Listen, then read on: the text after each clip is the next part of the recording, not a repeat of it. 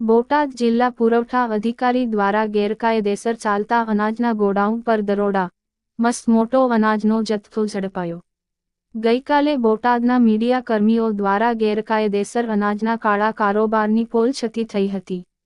ત્યારે આજે બોટાદના હળદડ રોડ પર ગેરકાયદેસર ચાલતા અનાજના ગોડાઉન પર કાર્યવાહી કરવામાં આવી હતી। ગ્રામ્ય મામલતદાર તથા જિલ્લા પુરવઠા અધિકારી દ્વારા બાતમીના આધારે દરોડા પાડી અનાજનો મોટો જથ્થો જપ્ત કરવામાં આવ્યો હતો। અનાજનો જથ્થો અંદાજિત 1,60,000ની આસપાસની રકમનો આવેલ છે, જેમાં 2 ટન જેટલો ઘઉંનો અને 4 ટન જેટલો ચોખાનો જથ્થો સીઝ કરવામાં આવ્યો છે। આ બાબતે પુરવઠા અધિકારી દ્વારા મોટો ખુલાસો કરવામાં આવ્યો છે, જેમાં તેઓએ જણાવેલ છે કે રિક્ષાઓ અને યુટિલિટીમાં ભરી આવતા સરકારી અનાજ માફિયા ઉપર અમે કાર્યવાહી ન કરી શકીએ। ત્યારે બોટાદમાં ગરીબનું અનાજ મેળવી રોજ મોટી કમાણી કરતા અનાજ માફિયાને રોકશે કોણ તે મોટો સવાલ છે। મસ્ત મોટા સરકારી અનાજના જથ્થા રાખતા અનાજ માફિયાઓ પર પાસાની પણ જોગવાઈ છે, જેની જિલ્લા પુરવઠા અધિકારીને જાણ નથી। જિલ્લાના જવાબદાર પુરવઠા અધિકારીને અનાજ માફિયા ઉપર પાસાના કાયદાની જોગવાઈથી અજાણ હોય તેવી સ્પષ્ટતા કરેલ છે। ત્યારે કાયદાથી અજાણ પુરવઠા વિભાગ દ્વારા સસ્તા અનાજના કાળા કારોબારને અટકાવવા ખરેખર પ્રયત્નો થતા હશે તે મોટા સવાલ લોકોમાં ચર્ચાઈ રહ્યા છે।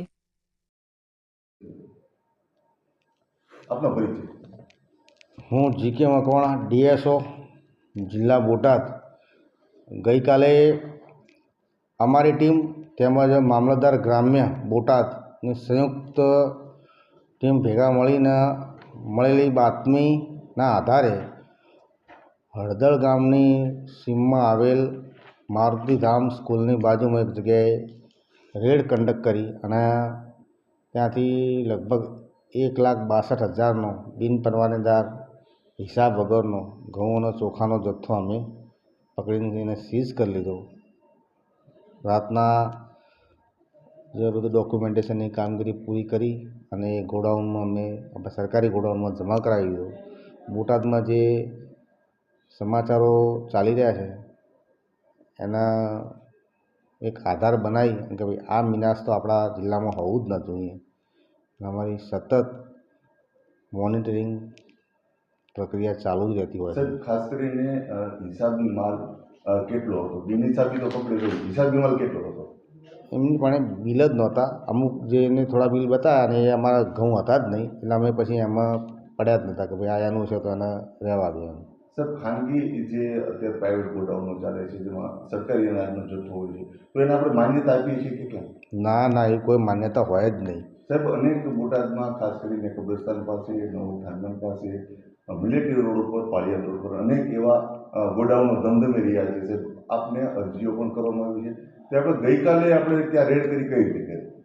ગઈકાલે અમને બાતમી મળેલી, જે આપે વાત કરી અલગ અલગ વિસ્તારોની, પહેલાં અરજીઓ આપી હતી, અનુસંધાને કરી હતી? હા બિલકુલ, અમારા સિટી મામલતદાર જે છે એ અને એમની ટીમ એ સવારે અને સાંજે 2 વખત ત્યાં જતી હોય છે। મારે તમને એક બાબતે માહિતગાર કરવા છે કે ઘણીવાર બહુ જૂના વિડીયો જે એમને 22/12નો વિડીયો હતો, જે 10 દિવસ પહેલાનો કહી શકાય, અને એ સિવાય પણ રોજ પણ ત્યાં આઈસર ભરાય છે એ પણ જાણકારી મળી છે।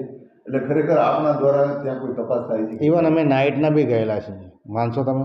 જે જગ્યાઓના અમને લોકેશન મળ્યા હોય, બરાબર, આપણે ગઈકાલે જ રાતની વાત કરો, આ તો જે કંડક્ટ કરી રેડ બધાને ખબર પડી, પણ અમે તમને એ વખતે બી કીધેલું કે ભાઈ તમે શાંતિ રાખો, અમારે જે 1-2 જગ્યાએ મને ખબર હતી, અમે ત્યાં ગયા રાતના, મતલબ ત્યાં બધું મતલબ કાંઈ એટલે કાંઈ 2 લોકેશન બીજા હતા, કુંભારા ગામ છે અને સરવા ગામ છે, બરાબર। ત્યાં અમે અમારી રીતે ઘણું બધું સર્ચ બી કર્યું, પણ ત્યાં કશું હતું નહીં। પણ હવેથી અમારે જેને કહેવાય ને કે મોનિટરિંગ અમારું સતત ત્યાં ચાલુ રહેશે। સાહેબ, ખાસ કરીને જે અનાજ જે લાવવામાં આવતું છે યુટીટી દ્વારા અને રિક્ષાઓ દ્વારા, તે કાયદેસર કે ગેરકાયદેસર? એમાં કેવું છે કે આપણે 97% જેવું વિતરણ આપણે કરીએ છીએ, બરાબર, એફપીએસ દ્વારા।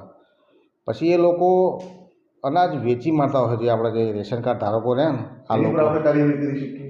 ના કરી શકે ને, આપણે એમને તો આપી દો હવે, એટલે એમાં આપણે જવાબદાર નથી કોઈ? ના, એમાં તો પછી આપણે કઈ રીતે જવાબદારી? પાસાની જોગવાઈ કરી છે એ સરકારી અનાજ, કયા સરકારી અનાજ ઉપર?